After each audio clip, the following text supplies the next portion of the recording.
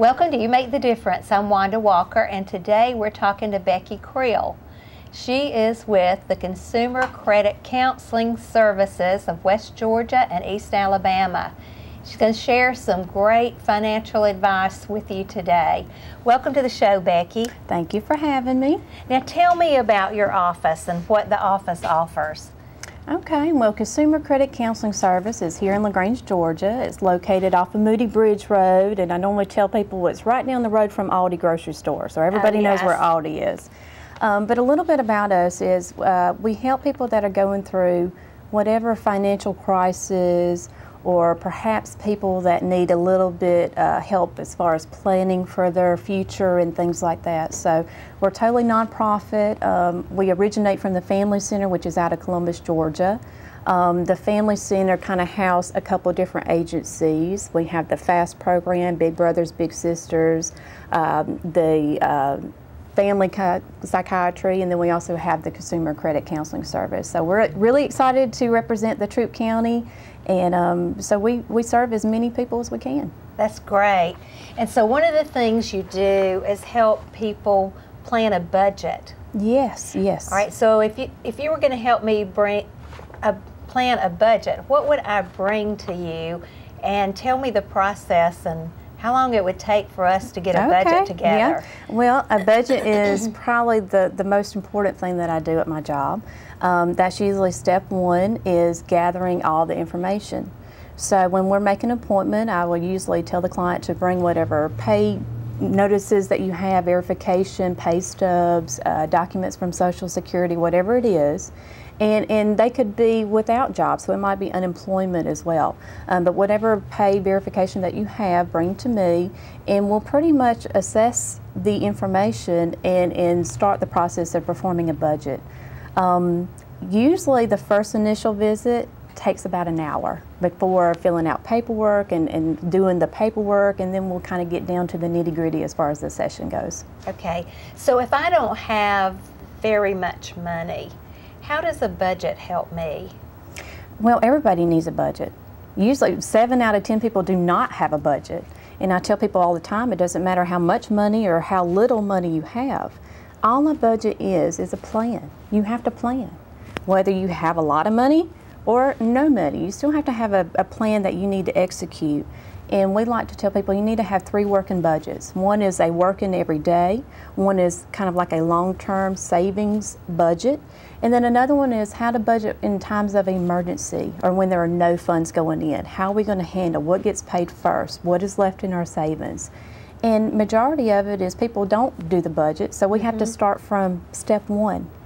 Explain to them what is a budget, how to make those plans, how to separate wants from needs, how to evaluate what you value, and list it out in an orderly fashion that works for the client. So it depends from person to person and how they learn, if they're visual, if they're auditory, and things like that. So we try to cater to what the client can do and how they've acted in the past, and give them just points and tips on how to go in the future with that. Yes, and I remember being in a class one time where we talked about needs and wants. Yes. And sometimes it's hard to separate what's a need and what's a want. Yes. So will you tell me some examples of needs and wants?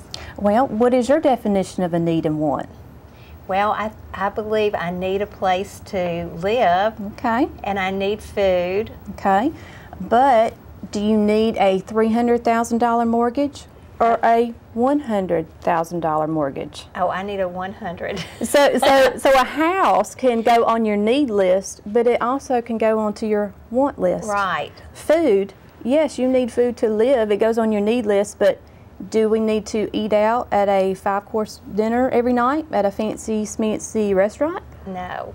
Or do we need to cook in, you know, a few nights? So you see how things can go back and forth between what I need and what I want.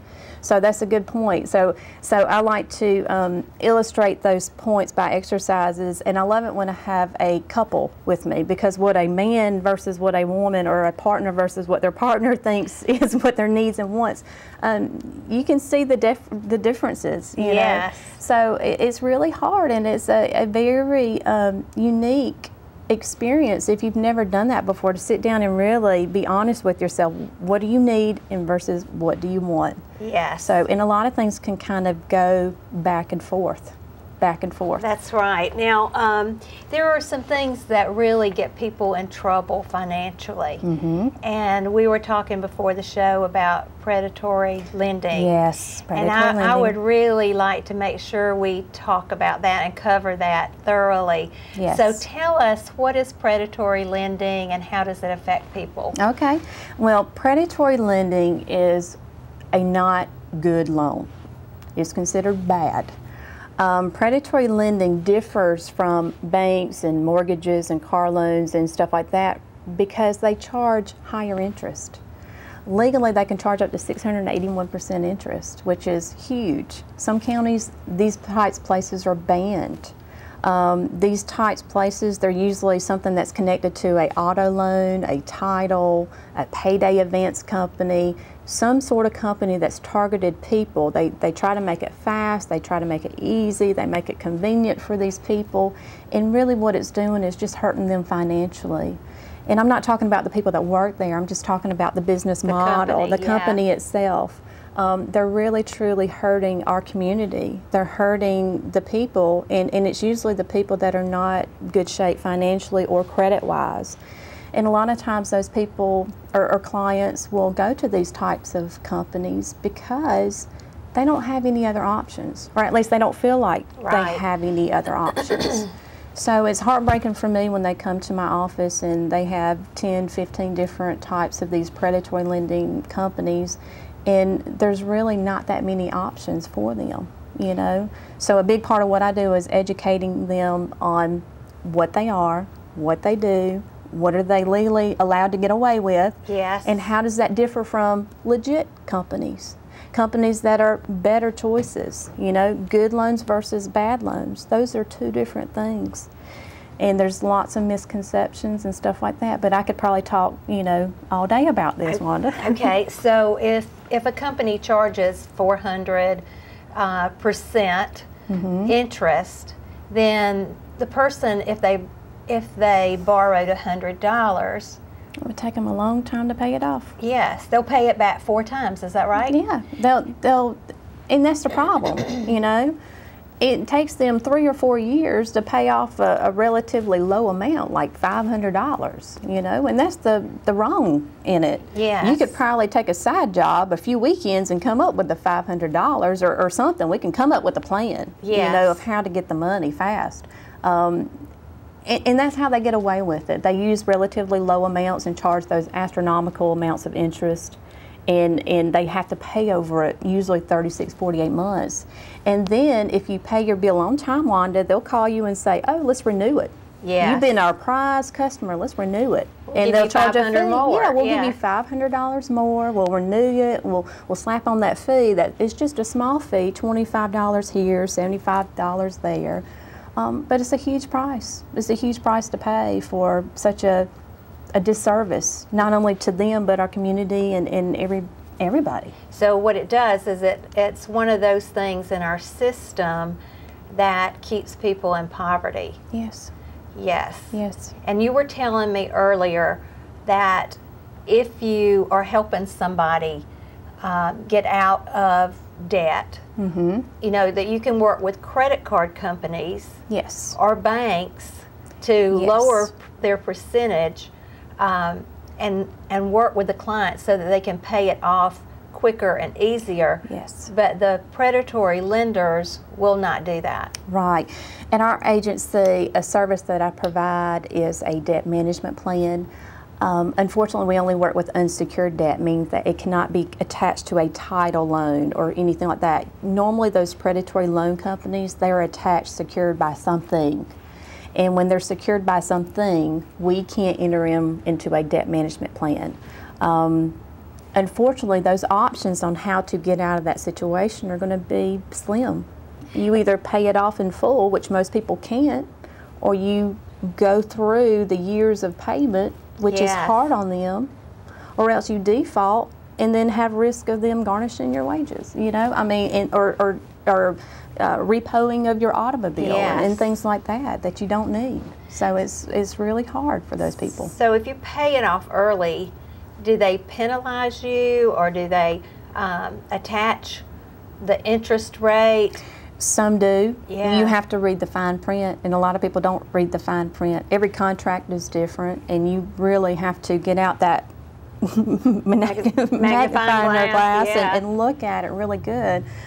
We encourage people to read all your contracts, no matter who you get it from, but those predatory lending, they will put all sorts of stuff in there, and they'll twist those interest rates and stuff and prorate it and things to that nature. So it only hurts the client. Yes. It only hurts the client. And so the county or the city could pass a law or ordinance, whatever it is, to not have those businesses in our community. Is that correct? I believe so. Okay. I believe so. Well, I think that would be a good thing myself. I think it would be. Okay, so how do you teach money management? Okay. Well, it depends on what audience I have. I can break it down to so many different categories, and a lot of times I will have sessions where it's session 1, we go over nothing but general budgeting. Section 2, we'll go over credit, you know, credit education. What's good credit, bad credit, how does it work, how to read a credit report. Session 3 might be predatory lending. Yes. That's a huge one. Yes. Section 4 might be how to obtain a loan. You know, what's the importance of getting loans? How do you go through the application process? A lot of people don't understand that. Other thing, a big one is student loans. You know, we're seeing a lot of young people come in with student loans. They're either in deferment or forbearance. They don't understand the difference. They don't understand the seriousness of the amount of loan that is attached to their name. And they might graduate and have trouble finding a job or employment. So what are they going to do? Yes. You know? Another thing is housing. You know, whether you're renting or pre-purchase or post-purchase. We do a lot of housing counseling too. A lot of people don't understand, especially if you're a renter, is your rights versus tenant rights. You know, they don't understand what they have a right to, so they might be in trouble, and it's not really their fault. You know, so it goes both ways. We work with local companies here that help people of low income get into homes and stuff, so a lot of times we'll kind of cater what they need to what they do. But as far as money management, we kind of look at the holistic view. Yes. You have to. Yes. It's no longer about health or spiritual anymore. It goes together. It goes together. And if you're struggling or having hardship in one area, most likely you're experiencing it in another area. And I'm a firm believer is if you look at the holistic picture and see what the client identifies with, the better I am to help them. You know? And some people just need help one session, and other people might need a few more. But all those services are free that we provide. So that's a huge deal. They can come and see me on an individual level, and those services are absolutely free.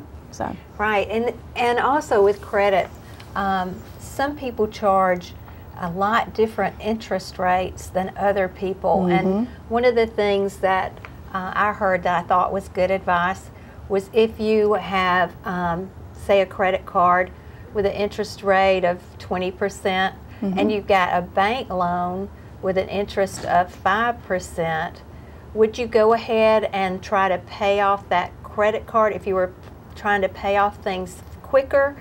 Would you try to dissolve that debt with a higher interest rate and then move down according to the interest rate, or what would you advise? That's a good question. I would advise first gathering the information. Yes. What kind of income do they have coming in? What ability or surplus income do they have to go out before making that determination? Some people, I do look at the interest rate. Whichever is highest, I would advise pay that sucker off first. Yes. You know? Then move on, kind of like the snowball effect. You hit that. But then in the reverse, some people need that immediate awareness. They need that immediate, okay, I paid off the lowest amount. So the lowest amount, you might owe $200 to a Capital One and have a low interest rate and have a $5,000 American Express bill. I'll tell them to pay that $200 off first even though it has a lower interest rate, just so they can see the reward. Yes. You know, so everybody is different. It just depends on how much money we have to work with, what their budget's like, how fast they want to get to their goal, and what program. So that's a very good question, and we have debates over lower interest versus highest amount and stuff like that. And I really don't feel like it's a fit for all. Right. I really don't feel like it's a fit for all. It just depends on the amount of children and the activities that they're doing. I mean, you really, truly have to look at the holistic viewpoint. Yes. And credit, when we talk about credit, people are in different phases of their life. Someone who's already had a mortgage for 25 years is probably not going to be looking for another 30-year mortgage, right? Right. You know, maybe a young couple that just had 2 kids is looking for that new mortgage, or maybe to upgrade on their home and stuff like that. So to them, their credit's way more important than, or it should be important, because they're actively getting those long-term goals, those long-term mortgage loans and stuff like that. So you really truly have to look at the holistic view and see where they're at, not only in their phase of life, but along with their goals and things like that. And a lot of times, as we haven't touched on this, is a lot of people aren't emphasizing their savings. Savings is a big one for me, in conjunction with working towards their goal, eliminating that debt, working on their credit, getting out of that predatory lending, working on their student loans, whatever it is. I'm a big advocate for savings. Not just 401k, not just retirement.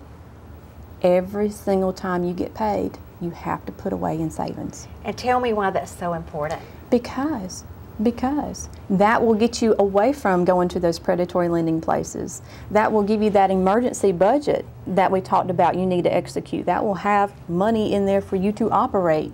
If your spouse loses your job, what are you going to do? You know, if something happens with your mortgage company, what are you going to do? If something happens in general, what are you going to do? So a lot of people don't have the savings that they need. And once again, we can kind of debate how much savings you need. Ideally, you would want 6 to 8 months of working expenses, monthly expenses, mortgage, food, utilities, everything for 6 to 8 months. But for someone who comes to me and they've never saved a day in their life, to me it's not about how much money you're spending or saving. It's about the habit of doing it every single time. You have to develop that habit before you can decide how much and where it goes. So once again, you have to look at the holistic picture and really kind of downgrade it to wherever they're at, not just where I'm at or you're at or he's at. You know, it's not a fit for all. Yes. Okay, let's talk about student loans, because a lot of college students are getting large amounts of student loans. Yes. Tell me what you think about that. Student loans troubles are on the rise. They are. I'm seeing more and more people, young people, old people, it doesn't matter. You know, people will have student loans. They usually tack on a long time. They're getting in trouble with either being on deferment or default status. And student loans is what I consider a big gun. They follow you around. It's so hard to get them discharged. You can't get it discharged in a bankruptcy. And a lot of times people that have those student loans, they just act like it will go away if you don't pay it.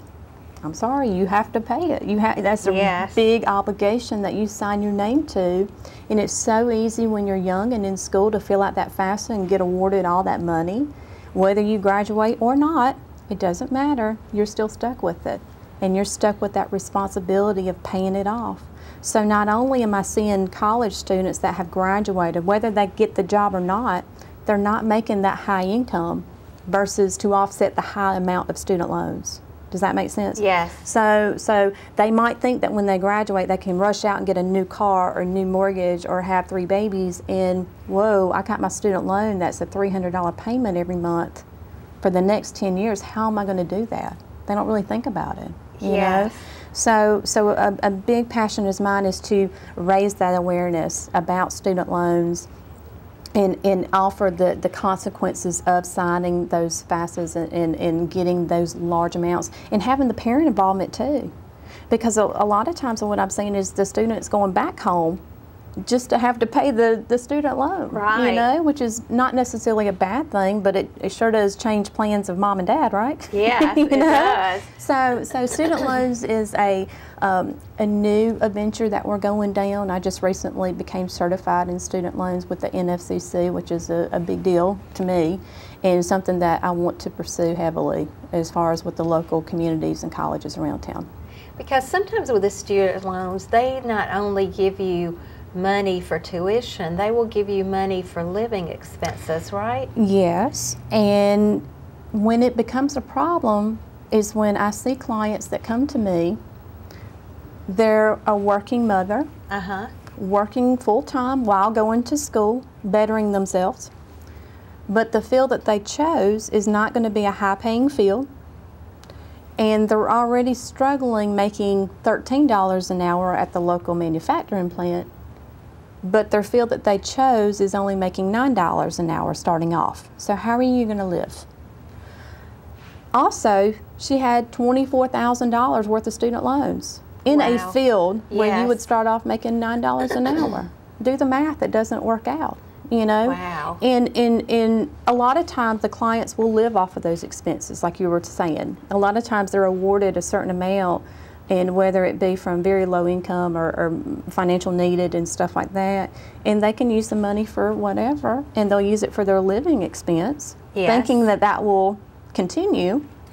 It continues if you get a job that pays good, you know, but you're not guaranteed a job that pays good that's the whole problem. You're not guaranteed that. You're not entitled that. Yes. Hard work. And even if you do get a job that pays a good amount, you still don't want that student loan out there to be very high, so that you are paying $300 to $400 dollars a month. And so, gosh. And Wanda, you made a good point. You can graduate making so much money, but if you don't know how to work your money and plan your money and budget your money, you'll be in the same mess as someone that doesn't have any money. Yes. Because there is a mindset, a poverty mindset, isn't it? Yeah. And unless you can come out of that poverty mindset, you'll stay in poverty. Absolutely. Yes. Absolutely. Yeah. So a lot of and I love working with young adults especially because to me they're babies. You know, they're babies. I love working with middle school, high school, college level, young adults. Because it's that time in their life where you can kind of shape them, inform them, and haven't you ever, if I would have known that then, you know, they're all my children, you know. So you tend to be able to reach them because they're still in that cognitive learning stage. Adults, we kind of feel like we know everything, you know, what's left there for me to know, you know. I don't, but I feel like everybody can learn, you know. That's so important. That's why education is such a big importance of what I do. And it's not being taught. It's not being taught in the middle or high school level like it should. Yes. Like it should. And even college level, it's not being taught, just the basics, you know. What is a pay stub? What is federal and state tax? Why do we have to pay this? Why are we paying into Social Security? They don't understand what those things are coming from. Yes. They don't understand the difference between balancing their checkbook, online, all the digital, because we have transitioned to a digital age. Right. So we're digital, everything's digital. So we went to school learning how to reconcile our bank account, you know, and waiting for that statement in the mail every month. Now they're doing online banking, which is not bad, but that's not the same. That's not reconciling your account. That's right. They don't even know what that word is. Yes. You know, what is reconciling? Yes. And that's the thing where adults have to, are we reconciling our account? How do we keep each other in checks and balances and stuff? So I love talking to young adults about just the basics. Just the basics. Yes, I know, because you can look on that online banking and not have a check that's cleared or a transactions that's cleared, and you think you've got some money, and you don't. Well, Wanda, I can't remember what I had for breakfast this morning, so I'm not going to remember how many times I swiped my card. So you have to check yourself. You have to check yourself. It's a must. Yes. It's so easy, like you said, to miss a line or not see it when it's on there. It's huge. And that's the number one thing that people will tell me. How do you keep up with it? Oh, it's all in my head. And I just start laughing. I know it's not all up in your head. I mean, nobody is that great, you know. We can't, you know. And you have to write it down. You have to have a plan. And a lot of people don't understand that all a budget is a plan. It's not forcing you to do without. Right. It's not forcing you to sit there and realize what you're doing without. It's so you can get the things that are on your want list. It's for you to have goals, have dreams. That's part of our mission, is for you to have goals, for you to have dreams, for you to have hope again. It starts with just having a simple budget. It helps you make wiser decisions, yes. Isn't that right? Yes. And then, I still keep my check registry. I do too. Yeah, that's the way I keep up with it, and so yep. I know that sometimes when I have that, people think I'm going to write a check. But no, I'm not. I'm just going to record this debit card transaction. Well, it's funny. I work with people on the very basic level, just getting them organized, because I'm a big believer that you're either auditory or you're a visual, or the type of learner that you are plays a big difference. Yes. Me, if I go to the mailbox and I get a bill, I will throw it up on my counter and I won't see it for 2 months. That's just the type of person I am. My husband is not. He's very, okay, I have to open it and I have to read it and I have to analyze it. And me, I have the kids screaming at me and, the dog barking and dinner going, and I don't have time to read it. So I place it down and it gets forgotten in my pile of stuff. Yes. So for me, I have to clip it. I have to have a routine. Yes. I have to clip it. And even though I can't read it, I clip it. Yes. So everybody's different. Some people like the Excel sheets online, software money, all that good things are good tools, check registers. Right. I'm check register kind of girl. Yes. Still, but it all works. It you does. have to do what works for you, one that you're going to sit down and say, I can commit to this. I can commit to this. I can't commit to that because I just can't do it. Right. And that's okay. It's okay to have weaknesses. It's okay to have strengths. You just have to recognize where you shine at and go to where you shine at. That's right. And work it good. Yes. So. And I know you wanted to stress that people coming to you need to make an appointment. Yes, yes. In LaGrange, I'm a one-girl show, so people, when they come and see me, they need to make an appointment, okay? So the best way is to either call me or email me. But we need to make an appointment because everything that we discuss is confidential. We're talking about money. We're talking about their weaknesses, their failures, their strengths, and we can't just have people walking in off the street in the middle of that. That's right. I owe it to them 100% for their time. And so the best thing I can do is I can't stress enough to make an appointment.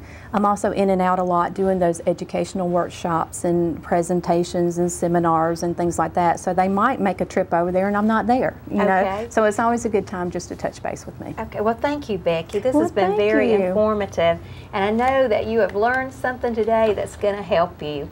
Thank you for watching You Make the Difference, and remember, you truly do.